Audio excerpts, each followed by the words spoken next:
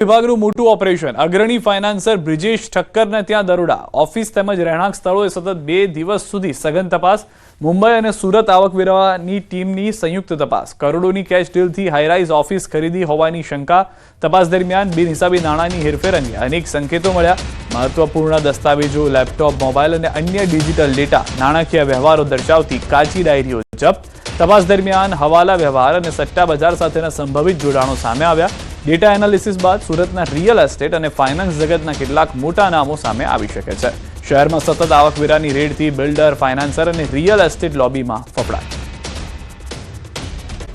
સમાચાર વલસાડમાં હચમચાવી નાખતો અકસ્માત સીસીટીવીમાં કેદ થયો છે વાપીના મુક્તાનંદ માર્ગ પર થયો હતો અકસ્માત પૂર ઝડપે જતા બાઇક ચાલકે બાળકીને અડફેટે લીધી રસ્તો પસાર કરવા દોડતી બાળકી બાઇક સાથે અથડાઈ ઝડપે આવી રહેલી બાઇક સાથે બાળકી અથડાઈ હતી બાળકી ઇજાગ્રસ્ત થતા હોસ્પિટલ ખસેડવામાં આવી છે અચાનક બાળકી રસ્તા પર આવી જતા બંને બાઇક ચાલકો રસ્તા પર પછડાયા સમગ્ર ઘટના સીસીટીવીમાં કેદ થઈ ગઈ છે દ્રશ્યોમાં આપ જોઈ રહ્યા છો અચાનક જ બાળકી દોડવા લાગે છે બાઇક ચાલક જઈ રહ્યા હતા બાઇકની અડફેટે બાળકી આવી જાય છે બાળકી પણ ઇજાગ્રસ્ત થઈ છે સારવાર માટે હોસ્પિટલ ખસેડાઈ છે બંને બાઇક ચાલકો જે છે તે પણ રસ્તામાં ઘસડાઈને પડતા જોવા મળી રહ્યા છે એક મહિલા સાથે આ બાળકી હતી અચાનક તે રસ્તા પર દોડવા લાગે છે રસ્તો ક્રોસ કરવા માટે અને તે દરમિયાન આ દુર્ઘટના ઘટી હોવાની જાણકારી મળી રહી છે અહીંયા આગળ સ્પષ્ટ જોવા મળી રહ્યું છે કે અન્ય તરફથી આવતા બાઇક ચાલકોની નજર જ્યાં સુધીમાં બાળકી પર પડે છે ત્યાં સુધીમાં બ્રેક મારવાનો પ્રયાસ કરે છે પરંતુ બ્રેક માર્યા બાદ બાઇક પણ સંતુલનમાં નથી રહેતું અને બાળકી જે છે તે પણ ઇજાગ્રસ્ત થાય છે આસપાસથી લોકો દોડી આવે છે બાળકી સાથેની જે મહિલા છે જેને હાલમાં પ્રાથમિક જાણકારી મુજબ માતા હોવાની પ્રાથમિક જાણકારી મળી રહી છે તે પણ તુરંત તેની પાસે જઈને દોડી જાય છે અને સારવાર માટે હાલમાં બાળકીને ખસેડવામાં આવી હોવાની જાણકારી મળી રહી છે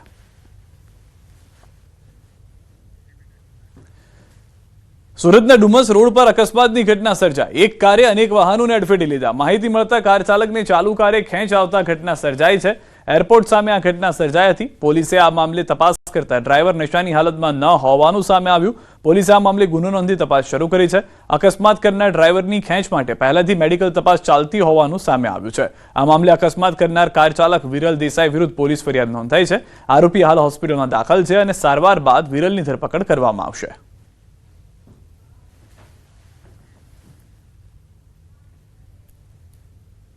કાળા કલરની ગાડીનો ચાલકે આવીને પાછળથી તેમને ટક્કર મારતા તેઓ બંને જમીન પર પછડાયેલ અને તેઓને ઈજા થયેલ હતી આના પછી આ જે ગાડીનો ચાલક છે તેણે ગાડી પરનો કાબુ ગુમાવતા આગળ રહેલ સ્વિફ્ટ ડિઝાયર અને આગળ જતા એના ઉપર એને આગળ પાર્ક કરેલી અર્ટિગા અને એ રીતના 2 થી 3 ગાડીઓને ગભરાઈ જઈને એ જે ગાડી છે કાબુ ગુમાવતા નુકસાન કરેલ અને બહુ ખરાબ રીતના એક્સિડન્ટ થયેલ છે આ કામે જે આરોપી છે એ હાલ સારવાર હેઠળ છે જેને સારવાર પૂરી થયા બાદ ધરપકડ કરવામાં આવશે નવસારીના બિલીમોરામાં આંખલાનો આતંક સામે આવ્યો છે બસ ડેપોમાં સફાઈ કામગીરી દરમિયાન કર્મચારી પર આંખલાનો અચાનક હુમલો થયો ડેપો કમ્પાઉન્ડમાંથી ઢોરોને બહાર કાઢતી વખતે આંખલો બેકાબુ બનતા કર્મચારીને નિશાન બનાવ્યો ઘટનાથી ડેપોમાં ગંભીર પરિસ્થિતિ સર્જાઈ હુમલા સમયે અન્ય કર્મચારીઓ અને લોકો દોડી આવતા આંખલાને દૂર ખસેડી કર્મચારીનો જીવ બચાવ્યો સમગ્ર ઘટનાનો વિડીયો ત્યાં હાજર લોકોએ મોબાઈલમાં કેદ કર્યો સોશિયલ મીડિયામાં વિડીયો વાયરલ થયો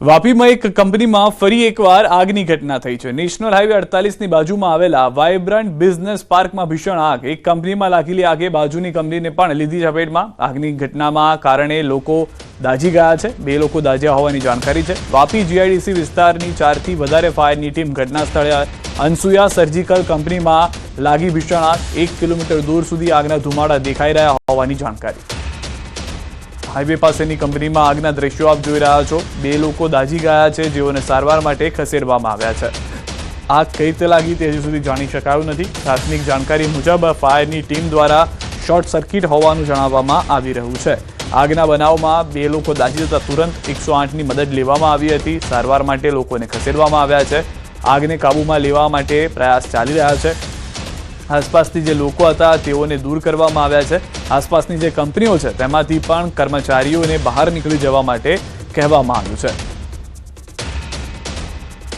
ફાયરની ટીમ સ્થળ પર પહોંચી ચૂકી હોવાની જાણકારી મળી રહી છે હજી પણ આગ પર કાબુ નથી મેળવાયો કેન્દ્ર સરકારે રજૂ કરેલા બજેટ અંગે ભાજપના પ્રદેશ પ્રમુખ જગદીશ વિશ્વકર્માએ પ્રતિક્રિયા આપી છે. તેમણે બજેટ અંગે કેન્દ્ર સરકારને અભિનંદન આપતા કહ્યું કે આર્થિક વૃદ્ધિ વેગ આપનારું આ બજેટ છે. ગુજરાતમાં લોથલ અને ધોળાવીરા વિભાગને વિશિષ્ટ રીતે આવરી લેવામાં આવ્યું. ગિફ્ટ સિટીમાં ટેક્સ હોલિડે લંબાવવામાં આવ્યો છે, જેના કારણે ગિફ્ટ સિટીમાં રોજગારને પણ વેગ મળશે.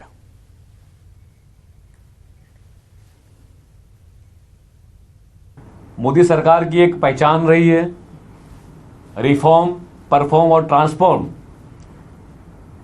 यही चीज बताती है कि देश के यशस्वी प्रधानमंत्री माननीय मोदी जी ने जो रिफॉर्म एक्सप्रेस के इस बजट में और नाणा मंत्री निर्मला सीतारामन जी ने हम सब गुजरात की ओर से लाख लाख अभिनंदन देते हैं. સુરત પોલીસ કમિશનરની સૂચના હેઠળ શહેરના R2 વિસ્તારમાં ધ્વનિ પ્રદૂષણ રોકવા માટે એક સ્પેશિયલ ડ્રાઈવનું આયોજન કરવામાં આવ્યું છે. આ ઝુંબેશ દરમિયાન ઊંચા અવાજે હોર્ન વગાડીને પ્રદૂષણ ફેલાવતા વાહન ચાલકો સામે કડક કાર્યવાહી કરવામાં આવી હતી. આ સાથે પોલીસે નિયમ ભંગ કરનારા વાહનોમાંથી વાંધાજનક હોર્ન ઉતારાવી અને અનેક વાહન ચાલકોને દંડ અને મેમો ફટકાર્યા. સાથે જ પોલીસ દ્વારા નાગરિકોને આ બાબતે વધુ જાગૃત થવા અને નિયમોનું પાલન કરવા માટે અપીલ પણ કરવામાં આવી હતી.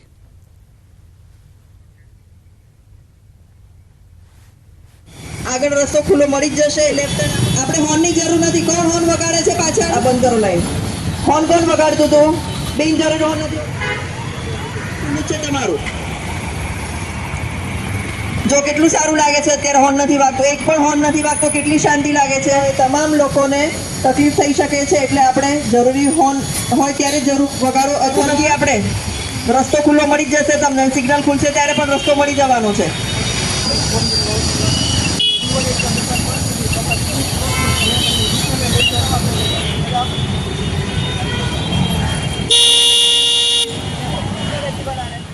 સોના ચાંદીના ભાવમાં મોટું ગાબડું જોવા મળ્યું છે, જેના કારણે સુરત બજારમાં હલચલ મચી છે. જ્વેલર્સ દીપક ચોકસીની ભવિષ્યવાણી સાચી ઠરી હોવાનું માનવામાં આવી રહ્યું છે. આજે સુરતમાં સોનાનો ભાવ પ્રતિ 10 ગ્રામ 1,50,000 રૂપિયા સુધી પહોંચ્યો છે, જ્યારે ચાંદીનો ભાવ પ્રતિ કિલો 2.60 લાખ રૂપિયા નોંધાયો છે. સોનામાં અંદાજે 40,000 રૂપિયાનું અને ચાંદીમાં 1.5 લાખ રૂપિયાનું મોટું ગાબડું પડતા ગ્રાહકો તેમજ વેપારીઓમાં ચિંતા જોવા મળી રહી છે. સોનાનો ભાવ જે 1,90,000 રૂપિયા પહોંચી ગયેલો હતો, જે 2 લાખને ટચ થવાની તૈયારીમાં હતો, ત્યાંથી ઘટીને અત્યારે 1,50,000 રૂપિયા સુધી સોનાનો ભાવ પહોંચી ગયેલો છે. અને ચાંદીનો ભાવ જે 4 લાખને પાર કરી ગયો હતો, 4,18,000, 4,20,000 રૂપિયા જે પહોંચી ગયેલો હતો, એ અત્યારે 2,60,000 ઉપર પહોંચી ગયેલો છે. એટલે સોનામાં પણ ખૂબ મોટું 40,000 રૂપિયાનું ગાબડું કહી શકાય અને ચાંદીમાં લગભગ 1.5 લાખની ઉપરનું ગાબડું કહી શકાય. તો આ બંને વસ્તુઓ કન્ટિન્યુઅસ વધતા બજારોની વચ્ચે અમને જ્વેલર્સ લોકોને લાગી જ રહેલું હતું કે આ અત્યારે જે તેજી છે એ પરપોટા જેવી દેખાઈ રહેલી હતી. એમાં કોઈ પણ જાતના કરેક્શન આવવાની તૈયારીમાં હતું અને આ કરેક્શન આપણને જે દેખાઈ રહેલું હતું એ આવી ગયેલું છે. મેડિકલ વેલ્યુ ટુરિઝમને નવી ગતિ આપવા માટે કેન્દ્ર સરકારે પ્રાદેશિક મેડિકલ હબ સ્થાપવાની મોટી જાહેરાત કરી છે. આ કેન્દ્રીય બજેટમાં આયુષ ઇન્ફ્રાસ્ટ્રક્ચર સંશોધન માટે નોંધપાત્ર પ્રોત્સાહન આપવામાં આવ્યું છે. આ સાથે Jamnagar WHO global traditional medicine સેન્ટરને અપગ્રેડ કરવામાં આવશે, જેથી આયુર્વેદ અને આયુષ સિસ્ટમને વૈશ્વિક સ્તરે નવી ઓળખ મળશે અને ભારત મેડિકલ વેલ્યુ ટુરિઝમ માટે પસંદગીનું વૈશ્વિક કેન્દ્ર બની રહેશે.